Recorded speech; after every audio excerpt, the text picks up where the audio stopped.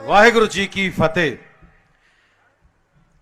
ਅੱਜ ਸਾਹਿਬ ਸੱਚੇ ਪਾਤਸ਼ਾਹ ਦਸਮ ਪਿਤਾ ਗੁਰੂ ਗੋਬਿੰਦ ਸਿੰਘ ਸਾਹਿਬ ਦੀ ਪਾਵਨ ਪਵਿੱਤਰ ਪਾਕੀਜ਼ਾ ਧਰਤੀ, ਇਸ ਧਰਤੀ ਨੇ ਤੁਸੀਂ ਅੱਜ ਦੁਨੀਆ ਤੇ ਕੋਈ ਇਤਿਹਾਸ ਫਰੋਲ ਕੇ ਦੇਖ ਲਓ, ਆਪਾਂ ਕਿਸੇ ਧਰਮ ਚੋਂ ਕੋਈ ਸਿੱਖਿਆ ਲੈ ਕੇ ਦੇਖ ਲਈਏ, ਸਾਰੇ ਧਰਮ ਵਧੀਆ ਹੁੰਦੇ ਨੇ, ਕੋਈ ਮਾੜਾ ਨਹੀਂ ਹੁੰਦਾ। ਜਿੱਦਾਂ ਹੁਣੇ ਮੰਚ ਸੰਚਾਲਕ ਸਾਹਿਬ ਕਹਿ ਰਹੇ ਸੀ ਕਿ ਉਦੋਂ ਜੇ ਉਹ ਨਾ ਹੁੰਦਾ ਤੇ ਸ਼ਾਇਦ ਤੁਹਾਡਾ ਨਾਮ ਮੁਹੰਮਦ ਅਸਲਮ ਹੁੰਦਾ, ਕੋਈ ਨਾਮ ਵੀ ਹੁੰਦਾ।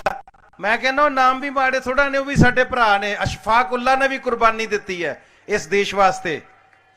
ਹਾਮਿਦ ਅੰਸਾਰੀ ਸਾਹਿਬ ਦਾ ਜ਼ਿਕਰ ਕੀਤਾ ਸੀ ਇਹਨਾਂ ਨੇ, ਇਹ ਇਸੇ ਨਾਮ ਦੇ ਸਾਡੇ ਇੱਕ ਉਪ ਰਾਸ਼ਟਰਪਤੀ ਵੀ ਹੋਏ ਨੇ, APJ ਅਬਦੁਲ ਕਲਾਮ ਵੀ ਹੋਏ ਨੇ। ਜੇ ਆਪਾਂ ਗੱਲ ਕਰੀਏ ਤੇ ਇਸ ਦੇਸ਼ ਵਾਸਤੇ ਕੁਰਬਾਨੀਆਂ ਦੀ, ਤੇ ਅਬਦੁਲ ਹਮੀਦ ਦੀ ਕੁਰਬਾਨੀ ਕਦੇ ਨਹੀਂ ਭੁੱਲੀ ਜਾ ਸਕਦੀ। ਪਰ ਲੜਾਈ ਕਿਸ ਗੱਲ ਦੀ ਹੈ? ਇਹ ਸਿੱਖ ਕੌਮ ਦੇ ਵਿੱਚੋਂ ਇੱਕ ਸਾਰੇ ਸੰਸਾਰ ਨੂੰ ਅੱਜ ਇੱਕ ਸਿੱਖਿਆ ਲੈਣ ਦੀ ਲੋੜ ਹੈ। ਮੈਂ ਬਹੁਤ ਪਿੱਛੇ ਜਾਣਾ, ਜਦੋਂ ਗੁਰੂ ਨਾਨਕ ਸਾਹਿਬ ਅਜੇ ਬਾਲ ਅਵਸਥਾ ਦੇ ਵਿੱਚ ਨੇ, ਜਦੋਂ ਆ ਕੇ ਉਹਨਾਂ ਨੂੰ ਘਰ ਦੀ ਪ੍ਰਥਾ ਮੁਤਾਬਕ ਜਨੇਊ ਪਾਇਆ ਜਾ ਰਿਹਾ ਹੈ, ਉਦੋਂ ਬੜੀ ਆਮ ਗੱਲ ਹੈ, ਸੁਭਾਵਿਕ ਗੱਲ ਹੈ ਕਿ ਬੱਚਾ ਜੰਮਿਆ, ਇੱਕ 5-7 ਸਾਲ ਦਾ ਹੋਇਆ, ਉਹਨੂੰ ਜਨੇਊ ਪਾ ਦਿਓ। ਇਹ ਰਵਾਇਤ ਹੈ, ਰਸਮ ਹੈ। ਪਰ ਇੱਕ 8-9 ਸਾਲ ਦਾ ਬਾਲਕ ਜਿਹੜਾ ਇਹਨਾਂ ਰਸਮਾਂ ਦੇ ਵਿੱਚ, ਇਹਨਾਂ ਰੋਹ ਰੀਤਾਂ 'ਚ, ਇਹਨਾਂ ਰਿਵਾਜਾਂ 'ਚ ਪੈਦਾ ਹੋਇਆ, ਜਦੋਂ ਜਨੇਊ ਪਾਉਣ ਲੱਗੇ, ਪਾਂਡੇ ਦਾ ਹੱਥ ਫੜ ਲਿਆ, ਪਾਂਡੇ ਦਾ, ਪੰਡਤ ਦਾ ਹੱਥ ਫੜ ਲਿਆ। ਕਿਸੇ ਬਦਤਮੀਜ਼ੀ ਨਾਲ ਨਹੀਂ, ਗੁਸਤਾਖੀ ਨਾਲ ਨਹੀਂ, ਜਗਿਆਸਾ ਦੇ ਨਾਲ। ਇੱਥੇ ਅੰਦਰ ਜਗਿਆਸਾ ਸੀ ਬਾਬੇ ਦੇ। ਬਾਬਾ ਨਾਨਕ ਜਗਿਆਸੂ ਸੀ। ਉਹਦਾ ਸਵਾਲ ਸੀ ਕਿ ਦਇਆ ਕਪਾਹ ਸੰਤੋਖ ਸੂਤ। ਕਹਿੰਦਾ ਜਿਹੜਾ ਜਨੇਊ ਮੈਨੂੰ ਪਾਉਣ ਲੱਗਿਆ, ਇਹਦੀ ਮੈਨੂੰ ਸੈਂਸ ਨਹੀਂ ਪਤਾ ਵੀ ਮੇਰੇ ਕਿੱਥੇ ਕੰਮ ਆਉਣਾ। ਦਇਆ ਕਪਾਹ, ਦਇਆ ਦੀ ਕਪਾਹ ਹੋਵੇ, ਸੰਤੋਖ ਸੂਤ, ਸੰਤੋਖ ਸਬਰ ਦਾ ਸੂਤ ਵਟਿਆ ਹੋਵੇ। ਦਇਆ ਕਪਾਹ ਸੰਤੋਖ ਸੂਤ, ਜਤ ਗੰਢੀ ਸੱਤ ਵਟ, ਜਿਹਨੂੰ ਜਤ ਦੀ ਗੰਢ ਵੱਜੀ ਹੋਵੇ, ਸੱਚਾਈ ਨਾਲ ਵਟਿਆ ਹੋਵੇ। ਦਇਆ ਕਪਾਹ ਸੰਤੋਖ ਸੂਤ, ਜਤ ਗੰਢੀ ਸੱਤ ਵਟ, ਇਹੋ ਜਨੇਊ ਜੀ ਕਾ ਹਈ ਤਾਂ ਪਾਂਡੇ ਕੱਤ।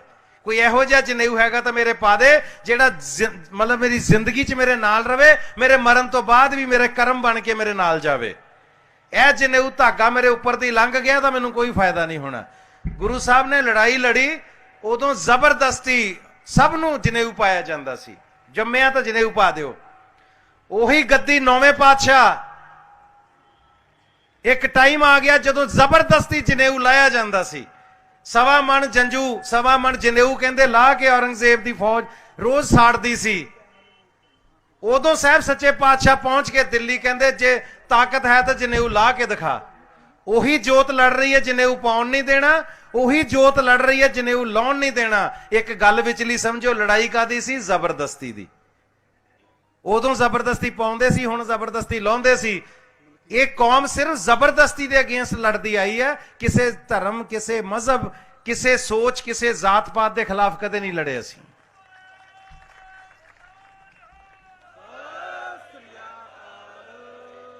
ਤੇ ਲੜਾਈ ਹੁਣ ਵੀ ਬਾਰਡਰਾਂ ਤੇ ਜ਼ੁਲਮ ਦੇ ਖਿਲਾਫ ਹੀ ਚੱਲ ਰਹੀ ਹੈ। ਇਹ ਜ਼ੁਲਮ ਹੈ ਆਪਣੇ ਆਪ ਦੇ ਵਿੱਚ, ਕਿਸੇ ਨੂੰ ਕਹਿਣਾ ਕਿ ਮੈਂ ਤੇਰਾ ਭਲਾ ਕਰਨਾ ਹੈ। ਆ ਭਾਜੀ ਖੜੇ, ਮੈਂ ਕਹਾਂ ਮੈਂ ਪੈਂਟ ਲਵਾ ਕੇ ਤੁਹਾਡੀ ਨਿੱਕਰ ਪਵਾਉਣੀ, ਤੁਹਾਨੂੰ ਜਰਾ ਹਵਾ ਲੱਗਦੀ ਰਹੇਗੀ।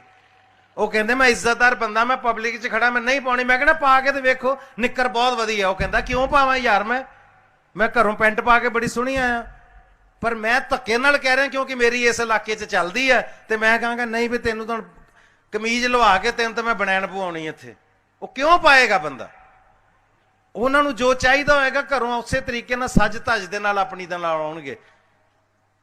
ਜਿਹਦਾ ਚੱਪਲ ਪਾਉਣ ਨੂੰ ਦਿਲ ਕਰਦਾ, ਤੁਹਾਡੇ 'ਚ ਬੈਠੇ ਚੱਪਲ ਪਾ ਕੇ ਆਏ ਨੇ। ਜਿਹਦਾ ਬੂਟ ਪਾਉਣ ਨੂੰ ਦਿਲ ਕਰਦਾ, ਬੂਟ ਪਾ ਕੇ ਆਇਆ। ਮੈਂ ਕੌਣ ਆ ਡਿਸਾਈਡ ਕਰਨ ਵਾਲਾ ਕੌਣ ਕੀ ਕਰੇਗਾ? ਉਹ ਅੱਜ ਕਿਸਾਨ ਦੇ ਨਾਲ ਜ਼ੁਲਮ ਕੀਤਾ ਜਾ ਰਿਹਾ। ਮੈਨੂੰ ਅੱਜ ਬੜੇ ਅਫਸੋਸ ਨਾਲ ਕਹਿਣਾ ਪੈਂਦਾ ਕਿ ਸਾਡੇ ਇੱਕ ਬੜੇ ਮਾਣਯੋਗ ਸਾਬਕਾ ਮੰਤਰੀ ਪੰਜਾਬ ਦੇ, ਉਹਨਾਂ ਨੇ ਆਪਣੇ ਵੱਲੋਂ ਬੜੀ ਜ਼ਬਰਦਸਤ ਐਗਜ਼ਾਮਪਲ ਦਿੱਤੀ।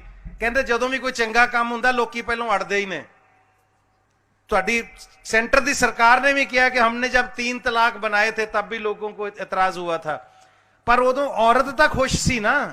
औरत ने बाहर आके एजिटेशन नहीं सी कीता कि 3 तलाक नहीं होने चाहिए। उन्हां दी किते जान सौखी हो रही होनी है। इदां ही तुसीं जिहड़े जिहड़े कानून लोक हित विच लिआंदे ਲੋਕਾਂ ਨੂੰ ਲੱਗਾ ਠੀਕ ਹੈ। ਜਿਹੜੇ ਜਿਹੜੇ ਕਾਨੂੰਨ ਤੁਸੀਂ ਜ਼ੁਲਮ ਦੇ ਨਾਲ ਲਿਆਂਦੇ, ਹਰ ਕਾਨੂੰਨ ਦੇ ਖਿਲਾਫ ਐਜੀਟੇਸ਼ਨ ਹੋਇਆ, ਧਰਨੇ ਹੋਏ ਨੇ, ਮੁਜ਼ਾਹਰੇ ਹੋਏ ਨੇ। ਤੁਸੀਂ ਦਬਾ ਲਏ ਤਾਂ ਗੱਲ ਵੱਖਰੀ ਹੈ। ਅੱਜ ਤੁਹਾਨੂੰ ਇਸ ਕਰਕੇ ਦੰਦਲਾਂ ਪੈ ਰਹੀਆਂ ਕਿ ਇਹ ਦਬਾਇਆ ਨਹੀਂ ਜਾ ਰਿਹਾ ਤੁਹਾਡੇ ਕੋਲੋਂ। ਜਿੰਨਾ ਤੁਸੀਂ ਦੱਬਦੇ ਹੋ, ਇੱਥੋਂ ਦੀ ਨਿਕਲ ਕੇ ਤੁਹਾਡੇ ਸਾਹਮਣੇ ਨਿਕਲ ਕੇ ਹੋਰ 6 ਫੁੱਟ ਉੱਚੇ ਹੋ ਕੇ ਤੁਹਾਡੇ ਉੱਤੋਂ ਦੀ ਖੜੇ ਹੋ ਕੇ ਦਿਖਾਉਂਦੇ ਵੀ ਆਹ ਖੜੇ ਹਾਂ ਅਸੀਂ। ਤੁਹਾਨੂੰ ਇਸ ਗੱਲ ਦੀ ਅੱਜ ਪ੍ਰੋਬਲਮ ਹੋ ਰਹੀ ਹੈ। ਸੋ ਤੁਸੀਂ ਉਸ ਮੰਤਰੀ ਸਾਹਿਬ, ਸਾਡੇ ਮਾਨਯੋਗ ਮੰਤਰੀ ਸਾਹਿਬ, ਸਾਬਕਾ ਮੰਤਰੀ, ਉਹਨਾਂ ਦਾ ਬਿਆਨ ਕਿੰਨਾ ਅੱਛਾ ਸੀ। ਕਹਿੰਦੇ ਜਦੋਂ ਕਿਸੇ ਨੂੰ ਟੀਕਾ ਲਾਇਆ ਜਾਂਦਾ ਹੈ, ਇੰਜੈਕਸ਼ਨ ਲਾਇਆ ਜਾਂਦਾ ਹੈ, ਉਹਨੂੰ ਵੀ ਤਕਲੀਫ ਹੁੰਦੀ ਹੈ। ਉਹ ਵੀ ਕਹਿੰਦਾ ਨਾ ਲਾਓ, ਉਹਨੂੰ ਪੀੜ ਹੁੰਦੀ ਹੈ, ਪਰ ਉਹਨੂੰ ਇਹ ਨਹੀਂ ਪਤਾ, ਬਾਅਦ ਚ ਪਤਾ ਲੱਗਦਾ ਕਿ ਟੀਕਾ ਉਹਦੇ ਫਾਇਦੇ ਵਾਸਤੇ ਹੀ ਲਾਇਆ ਜਾ ਰਿਹਾ ਸੀ। ਮੈਂ ਇੱਥੇ ਉਹਨਾਂ ਦਾ ਧਿਆਨ ਇਸ ਪਾਸੇ ਵੀ ਲਿਆਉਣਾ ਚਾਹੁੰਦਾ ਕਿ ਪੜ੍ਹਨ ਦੀ ਕਿਹੜੇ ਸਮਿਆਂ ਦੀ ਤੁਸੀਂ ਗੱਲ ਕਰਦੇ ਹੋ ਮੰਤਰੀ ਸਾਹਿਬ। ਅੱਜ ਕੱਲ ਟੀਕੇ ਵੀ 2 ਤਰ੍ਹਾਂ ਦੇ ਲਾਏ ਜਾਂਦੇ ਨੇ। ਇੱਕ ਉਹ ਟੀਕਾ ਹੁੰਦਾ ਜਿਹਦਾ ਮਰੀਜ਼ ਨੂੰ ਫਾਇਦਾ ਹੁੰਦਾ, ਇੱਕ ਉਹ ਟੀਕਾ ਹੁੰਦਾ ਜਿਹਦਾ ਸਿਰਫ ਹਸਪਤਾਲ ਨੂੰ ਹੀ ਫਾਇਦਾ ਹੁੰਦਾ। ਭਾਵੇਂ ਪਾਣੀ ਦਾ ਹੀ ਲਾ ਦੇਣ, ਬਾਅਦ ਚ ਬਿੱਲ ਚ 40,000 ਰੁਪਇਆ ਲਿਖਣਾ ਹੁੰਦਾ, ਬਾਹਰੋਂ ਮੰਗਾਇਆ ਸੀ ਟੀਕਾ 40,000 ਰੁਪਏ ਦਾ। ਹੁਣ ਸਾਨੂੰ ਨਹੀਂ ਨਾ ਪਤਾ ਇਹ ਟੀਕਾ ਤੁਸੀਂ ਕਿਹੜਾ ਲਾਈ ਜਾਂਦੇ ਹੋ। ਕਿਸਾਨ ਕਹਿੰਦਾ ਮੈਂ ਨਹੀਂ ਟੀਕਾ ਲਵਾਉਣਾ, ਕਿਉਂਕਿ ਪਤਾ ਲੱਗ ਗਿਆ ਕਿਸਾਨ ਨੂੰ ਕਿ ਇਹ ਟੀਕਾ ਹਸਪਤਾਲ ਵਾਲਿਆਂ ਦੇ ਹੱਕ 'ਚ ਹੈ, ਮਰੀਜ਼ ਨੂੰ ਚਾਹੀਦਾ ਹੀ ਨਹੀਂ ਟੀਕਾ ਇਹ। ਫਿਰ ਉਸ ਤੋਂ ਬਾਅਦ ਕਹਿੰਦੇ ਨੇ ਜੀ ਕਿ ਕਾਨੂੰਨ ਤਾਂ ਪਾਰਲੀਮੈਂਟ 'ਚੋਂ ਪਾਸ ਹੋਇਆ, ਰਾਜ ਸਭਾ 'ਚੋਂ ਵੀ ਪਾਸ ਹੋਇਆ, ਹੁਣ ਤਾਂ ਇਹ ਲੋਕਾਂ ਨੇ ਚੁਣੇ ਹੋਏ ਨੁਮਾਇੰਦੇ ਜਿਹੜੇ ਨੇ ਉਹਨਾਂ ਨੇ ਪਾਸ ਕੀਤਾ। ਕੀ ਪ੍ਰੋਬਲਮ ਹੈ ਕਿਸਾਨ ਨੂੰ? ਸੋ ਕਿੱਦਾਂ ਪਾਸ ਹੋਏ ਨੇ ਲੋਕਾਂ ਨੂੰ ਉਹ ਵੀ ਪਤਾ ਹੈ। ਇੱਕ ਥਾਂ ਤੇ ਤੁਹਾਡਾ ਬਹੁਮਤ ਹੈ, ਤੁਸੀਂ ਪਾਸ ਕਰਾ ਲਏ ਬਿੱਲ, ਕਾਨੂੰਨ ਬਣ ਗਏ। ਰਾਜ ਸਭਾ ਦੇ ਵਿੱਚ ਅੱਜ ਤੱਕ ਇੰਨਾ ਵੱਡਾ ਜ਼ੁਲਮ ਕਦੇ ਨਹੀਂ ਸੀ ਹੋਇਆ ਕਿ ਧਵਨੀ ਮਤ ਦੇ ਨਾਲ, ਸਿਰਫ ਆਵਾਜ਼ ਦੇ ਨਾਲ ਪੁੱਛ ਕੇ ਹਾਂਜੀ ਕੌਣ ਹੱਕ 'ਚ ਹੈ, ਕੌਣ ਖਿਲਾਫ ਹੈ, ਤੇ ਕਹਿ ਦੋ ਹਾਂਜੀ ਸਾਰੇ ਹੱਕ 'ਚ ਨੇ ਜੀ। ਉਹਦਾ ਵੀ ਇੱਕ ਤਰੀਕਾ ਹੁੰਦਾ ਹੈ। ਕਹਿੰਦੇ ਜਿਹੜੇ ਹੱਕ 'ਚ ਨੇ ਇੱਧਰ ਬਹਿ ਜਾਓ, ਜਿਹੜੇ ਖਿਲਾਫ ਨੇ ਇੱਧਰ ਬਹਿ ਜਾਓ, ਉਦੋਂ ਗਿਣਤੀ ਹੋ ਜਾਂਦੀ ਹੈ। ਕੋਈ ਪ੍ਰੋਸੈਸ ਫੋਲੋ ਨਹੀਂ ਕੀਤਾ ਗਿਆ, ਧੱਕੇ ਨਾਲ ਹੀ ਕਹਿਤਾ ਪਾਸ ਹੋ ਗਏ, ਪਾਸ ਹੋ ਗਏ, ਪਾਸ ਹੋ ਗਏ, ਪਾਸ ਹੋ ਗਏ। ਇਹ ਮੈਂ ਕਿਹਾ ਤੁਸੀਂ ਉਹ ਕੰਮ ਕੀਤਾ ਕਿ ਕਿਸੇ ਦੀ ਬੇਟੀ ਨੂੰ, ਕਿਸੇ ਦੀ ਧੀ ਨੂੰ ਲਾਵਾਂ ਫੇਰਿਆਂ ਤੋਂ ਬਾਅਦ ਵਿਆਹ ਕੇ ਪਰਨਾ ਕੇ ਲੈ ਕੇ ਜਾਓ। ਉਹ ਗੱਲ ਇੱਜ਼ਤ ਵਾਲੀ ਹੁੰਦੀ ਹੈ। ਅਗਲਿਆਂ ਨੂੰ ਵੀ ਸਮਝ ਹੁੰਦੀ ਵੀ ਅਸੀਂ ਇੱਥੇ ਰਿਸ਼ਤਾ ਕੀਤਾ, ਬੇਟੀ ਮੰਗੀ ਸੀ, ਵਿਆਹੀ ਹੈ। ਤੇ ਸਾਵੇਂ ਕਿਸੇ ਦੀ ਧੀ ਨੂੰ ਬੰਦੂਕ ਦੀ ਨੋਕ ਤੇ ਲੈ ਜਾਓ, ਇੱਥੇ ਜਾ ਕੇ ਫੋਟੋਆਂ ਖਿਚਾ ਕੇ ਕੋਰਟ 'ਚ ਸਾਈਨ ਕਰਕੇ ਆ ਜਾਓ, ਹੁਣ ਤਾਂ ਵਿਆਹੀ ਗਈ, ਵਿਆਹੀ ਗਈ, ਹੁਣ ਤੇ ਹੋ ਗਿਆ ਵਿਆਹ। ਇਦਾਂ ਮੈਂ ਕਿਹਾ ਅਗਲੇ ਖੋਪਰ ਖੋਲ ਦਿੰਦੇ, ਕੋਈ ਨਹੀਂ ਇਦਾਂ ਵਿਆਹ ਮੰਨਦਾ।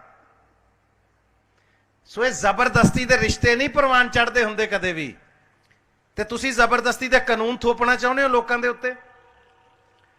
ਸੋ ਮੈਂ ਇਸ ਗੱਲ ਦੀ ਅੱਜ ਮੁਬਾਰਕਬਾਦ ਵੀ ਦੇਣਾ ਤੁਹਾਨੂੰ ਪੰਜਾਬੀਆਂ ਨੂੰ ਕਿ ਲਾੜੇ ਤੁਸੀਂ ਹੋ ਇਸ ਯੁੱਧ ਦੇ, ਇਸ ਸੰਘਰਸ਼ ਦੇ ਲਾੜੇ ਤੁਸੀਂ ਬਣੇ ਹੋ ਪੰਜਾਬੀਓ। ਅੱਜ ਵੇਖੋ ਬਰਾਤ ਸਾਰੇ ਹਿੰਦੁਸਤਾਨ ਦੀ ਤੁਹਾਡੇ ਪਿੱਛੇ ਪਿੱਛੇ ਤੁਰੀ ਹੋਈ ਹੈ। ਔਰ ਮੈਂ ਸਜਦਾ ਕਰਦਾ ਸਰਦਾਰ ਨਵਰੀਤ ਸਿੰਘ ਉਹਨਾਂ ਦੇ ਦਾਦਾ ਜੀ ਨੂੰ ਕਿ ਅਸੀਂ ਹਮੇਸ਼ਾ ਭਾਸ਼ਣਾਂ 'ਚ ਗੱਲਾਂ ਕਰਦੇ ਹਾਂ, ਕੁਰਬਾਨੀਆਂ ਵਾਲੀ ਕੌਮ ਹੈ, ਅਸੀਂ ਕੁਰਬਾਨੀਆਂ ਦੇਣ ਤੋਂ ਪਿੱਛੇ ਨਹੀਂ ਹਟਦੇ। ਪਰ ਕਈਆਂ ਨੂੰ ਲੱਗਦਾ ਹੋਏਗਾ ਵੀ ਇਹ ਸਿਰਫ ਭਾਸ਼ਣਾਂ 'ਚ ਜਾਂ ਗੱਲਾਂ 'ਚ ਹੀ ਗੱਲ ਹੁੰਦੀ ਹੈ।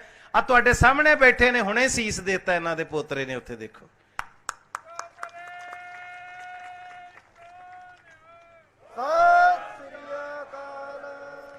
ਸੋ ਇਹ ਜਿਹੜੀ ਕੌਮ ਹੈ ਨਾ, ਇਹਦੀ ਵਿਰਾਸਤ ਆ ਸਿਰ ਦੇਣਾ। ਸਾਡੇ ਸਭ ਤੋਂ ਜ਼ਿਆਦਾ ਭਗਤੀ ਦਾ ਰਾਹ ਦੱਸਣ ਵਾਲੇ ਗੁਰੂ ਨਾਨਕ ਸਾਹਿਬ, ਉਹਨਾਂ ਤੋਂ ਜ਼ਿਆਦਾ ਭਗਤੀ ਰਸ ਵਿੱਚ ਕਿਸੇ ਨੇ ਰਚਨਾ ਨਹੀਂ ਕੀਤੀ। ਉਹਨਾਂ ਨੇ ਸਿਰਫ ਭਗਤੀ ਦਾ ਮਾਰਗ ਦੱਸਿਆ ਤੁਹਾਨੂੰ, ਪਰ ਅੰਦਰੋਂ ਕਿਤੇ ਕਾਇਰ ਨਾ ਹੋ ਜਾਈਏ, ਕਿਤੇ ਬੁਜ਼ਦਿਲ ਨਾ ਹੋ ਜਾਈਏ। ਉੱਥੇ ਉਹਨਾਂ ਵੀ ਸਾਨੂੰ ਸੰਦੇਸ਼ ਦਿੱਤਾ ਸੀ ਕਿ ਜੋ ਤੋ ਪ੍ਰੇਮ ਖੇਲਣ ਕਾ ਚਾਓ, ਸਿਰ ਧਰ ਤਲੀ ਗਲੀ ਮੁਰੀ ਆਓ। ਬਾਬਾ ਨਾਨਕ ਵਰਗਾ ਫਕੀਰ ਇੰਨੀ ਗੱਲ ਕਹਿ ਰਿਹਾ। ਉਹਨਾਂ ਨੂੰ ਵੀ ਪਤਾ ਕਿ ਬੁਜ਼ਦਿਲੀ ਵੀ ਮਾਰਦੀ ਹੈ ਕਿ ਜੋ ਤੋ ਪ੍ਰੇਮ ਖੇਲਣ ਕਾ ਚਾਓ, ਸਿਰ ਧਰ ਤਲੀ ਗਲੀ ਮੋਰੀ ਆਓ। ਇਤ ਮਾਰਗ ਪੈਰ ਤਰੀਜੈ, ਸਿਰ ਦੀਜੈ ਕਾਣ ਨਾ ਕੀਜੈ। ਫਿਰ ਜਦੋਂ ਇਦਾਂ ਦੇ ਵਕਤ ਆ ਜਾਂਦੇ ਨੇ, ਯੋਧੇ ਤੁਹਾਡੇ ਸਾਹਮਣੇ ਬੈਠੇ ਨੇ, ਦਿੰਦੇ ਨੇ ਸੀਸ। ਸੋ ਇਹ ਤੇ ਉਹ ਧਰਤੀ ਹੈ ਜਿੱਥੇ ਗੁਰੂ ਗੋਬਿੰਦ ਸਿੰਘ ਸਾਹਿਬ ਨੂੰ ਤੋੜੇ ਵਾਲੀ ਬੰਦੂਕ ਕਿਸੇ ਨੇ ਭੇਟ ਕੀਤੀ ਸੀ, ਤੇ ਮਹਾਰਾਜ ਨੇ ਵੈਸੇ ਹੀ ਕਿਹਾ ਸੀ ਵੀ ਵੇਖਦੇ ਆ ਇਹਨਾਂ 'ਚ ਕਿੰਨਾ ਕੁ ਜਜ਼ਬਾ ਬਚਿਆ। ਕਹਿੰਦੇ ਨਵੀਂ ਚੀਜ਼ ਆਈ ਹੈ, ਬੰਦੇ ਖਾਣੀ ਦੂਰੋਂ ਹੀ ਬੰਦਾ ਮਾਰਦੀ ਹੈ। ਇਹ ਵੇਖਣਾ ਵੀ ਇਹਦਾ ਨਿਸ਼ਾਨਾ ਵੀ ਸਹੀ ਲੱਗਦਾ ਕਿ ਨਹੀਂ। ਤੇ ਤੁਹਾਨੂੰ ਯਾਦ ਆ ਸਾਰਿਆਂ ਨੂੰ, ਕੋਈ ਸਾਖੀ ਦੱਸਣ ਦੀ ਲੋੜ ਨਹੀਂ, ਇਤਿਹਾਸ ਦੱਸਣ ਦੀ ਲੋੜ ਨਹੀਂ, ਕਿੱਦਾਂ ਦੋ ਸਿੰਘ ਜਿਹੜੇ ਆਪਸ 'ਚ ਵੀ ਪਿਓ ਪੁੱਤ ਦਾ ਰਿਸ਼ਤਾ ਰੱਖਦੇ ਸੀ। आपस इस गल तो ही लड़ते पे सी कि महाराज की बंदूक अगे मैं खड़े होना, दूजा कहता सी मैं खड़े होना। ये तो शहीद होने लिए भी लड़ते ने, तो जो जुल्म के खिलाफ लड़ना पै जाए तो फिर जित किहदी हुंदी है, इतिहास पढ़ लो सारा। तुसीं जुल्म करने वाले, जबर करने वाले, अज औरंगजेब की मड़ी के उत्ते मैं आ गुरु महाराज की धरती ते खड़ा, परमात्मा की सौं, मेरे फादर साहब गए औरंगाबाद किसी काम गए सी, कहते मेरा वैसे ही दिल किया भी यदा नाम औरंगाबाद है, औरंगजेब की कहते कबर भी है इत्थे, चल कहते वह भी वेख के आई, वो किहड़ा बंदा सी जिन्हें इन्ना जुल्म किया सी साडे ते। उत्थे गए, कहते सिर्फ एक कोई उत्थे फकीर बैठा सी जिहड़ा केयर टेकर होना, उन्हें मिन्नत की जान लग्या, कहता सरदार जी कोई 10 रुपये दे दो। कहता कादे वास्ते? कहते हम चिराग जलाते हैं, यहाँ पे तेल लाना होता है उससे मांगते हैं। डैडी कहते लानता हो तेरे, अज साडी संगत को पैसे मांग मांग के तेरी कबर ते दीवे जगते पे ने। उत्थे वेख कौम किवें जगदी पई महाराज सच्चे पातशाह दी, सारे संसार च कौम जग रही है। जे किसी नूं शक होवे जाके देख लियो, उन्हां दी कबर ते अज दीवे भी नहीं जगदे, तेल मंग के दीवे जगते ने।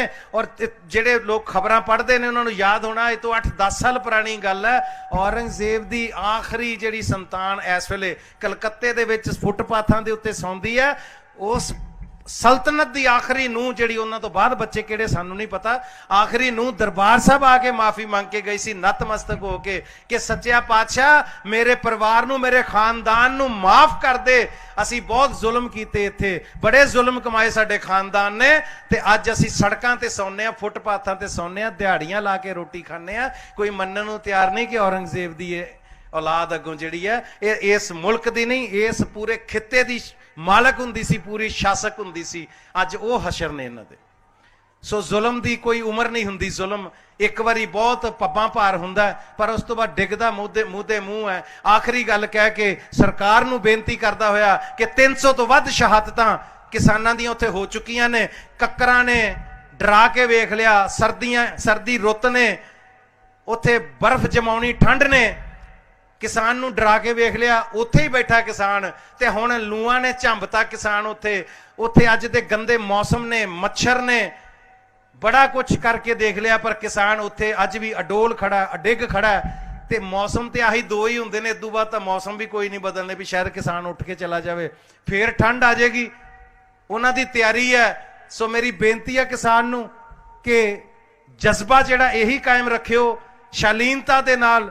जिस तरह तुसी अज अंदोलन चला रहे हो, सारा संसार तुहानू फॉलो कर रहा है कि किस तरह तुसी ईमानदारी दे नाल और सबर संतोख के नाल ये संघर्ष चला रहे हो, इसे तरह चला के रखियो। और मैं सरकार नूं भी कहना कि बहुत जाना जा चुकी हैं, ये महंगियां पैंदियां हुंदियां, लोगों के मन च कड़तन वधदी हुंदी है। वेला सांभ लो, ये जुल्म जदों रोक दोगे उदों ही भला है, जिन्ना ये जुल्म वधदा जाएगा उन्नियां दूरियां वधदियां जाणियां। सो मेरी बेनती है कि आपां तन मन धन दे नाल किसान दे नाल जुड़े रहिए, अज प्रण करके जाइए कि असीं कदे पिठ नहीं दिखावांगे, पिछे नहीं हटांगे, किसानी दे नाल खड़े आ। मैं सरदार योगराज सिंह साडे सीनियर, साडी इंडस्ट्री दे सरप्रस्त भी ने, साडी ऑर्गेनाइजेशन दे, उन्हां दा धन्नवाद करदा कि उन्हां ने सानूं अज इत्थे तुहाडे च आउण दा मौका दिता और दिल की गल तुहाडे नाल करन दा मौका दिता है। साहिब सच्चे पातशाह गुरु गोबिंद सिंह साहब तुहानूं सारिआं नूं चढ़दी कला च रखन। पिछे परमिंदर भाजी मैनूं नज़र आ रहे ने, यूनाइटेड सिक्स वाले टेंट लगा सामने, ये भी योधे ने, इन्हां दा भी जिद्दन तो संघर्ष चल रहा, बड़ा वड्डा योगदान है। और 3 ही चीज़ां हुंदियां जीवन वास्ते सानूं, कुल्ली गुल्ली ते जुल्ली, ये 3 चीज़ां मिल जाण इंसान मरदा नहीं। बहुत ज़्यादा ठंड सी, इन्हां ने पता नहीं किन्ने सैकड़े टेंट लाते, उत्थे कंबल देते भी लोग अंदर बह के, कुल्ली गुल्ली का जुगाड़ किया लोगों के, उत्थे ही गुल्ली का यानी रोटी का जुगाड़ भी किया। सो ये इदां दियां होर उत्थे संस्थावां ने जिन्हां ने किसी चीज़ की कमी नहीं आन दी। इन्हां दे मगर जिहड़ी पावर काम कर रही है बाबा नानक ही है, वो सच्चे पातशाह ही ने जिहड़े किसी चीज़ की कमी नहीं आउण दिंदे, पर अपने वल्लों तनदेही नाल लगे हुए ने। यूनाइटेड सिक्स, इन्हां वास्ते भी एक बारी ताली मार दिओ जी तुसीं। और मैं दावे नाल कह सकदा कि गुरु साहब का ही महावाक है कि तिंचर मूल ना थोड़ींदे, जिनचर आप किरपाल, धन अखुट बाबा नानका, खाए खर्च धन माल। सो मोर्चे के उत्ते किसान तां की दुनिया आके उत्थे बह के लंगर छक के चली जाए, 10 साल भी संघर्ष चलेगा तो महाराज ने कदे किसी चीज की कमी नहीं आउण देनी। चढ़ती कला च रहो, जिंदाबाद रहो हमेशा। किसान मजदूर एकता, किसान मजदूर एकता।